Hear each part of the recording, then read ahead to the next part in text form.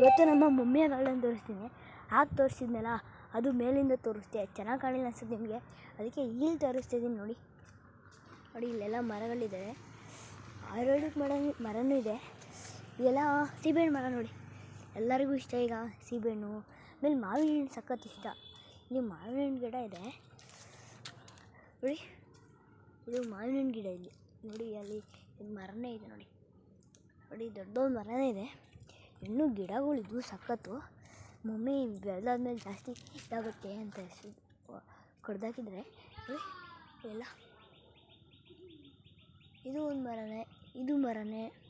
ನೋಡಿ ಇಲ್ಲೆಲ್ಲ ನೋಡಿ, ಇದು ಮಾವಿನ ಹಣ್ಣು ಮರ. ನೋಡಿ ಹೆಂಗೆ ಬೆಳೆದಿದೆ. ನೋಡಿ ಅಲ್ಲಿ ಹಣ್ಣು ನೋಡಿ, ಬೇಕ್ರಿ ನೋಡಿ ಆರಾಮ್ಸೆ ಕಾಣಿಸ್ತಿದೆ ಹಣ್ಣುಗಳೆಲ್ಲ. ಇಲ್ಲೆಲ್ಲ ಆಯುರ್ವೇದಿಕ್ ಗಿಡಗಳೆಲ್ಲ ಇದ್ದಾವೆ. ಏನಂತ ಏನೇನಂತ ಗೊತ್ತಿಲ್ಲ. ನೋಡಿ ಇಲ್ಲೆಲ್ಲ ಫುಲ್ ಗಾರ್ಡನ್. ಇದೆಲ್ಲ ಫುಲ್ಲು ಸುಮ್ಮನೆ ಯಾಕೆ ಫ್ರೀ ಉಟ್ಕೊಳ್ಳೋದು ಅಂತ ಫುಲ್ ಗಾರ್ಡನ್ ಮಾಡಿಟ್ಟಿದ್ದಾರೆ.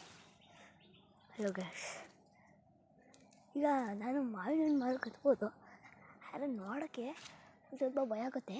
ಆ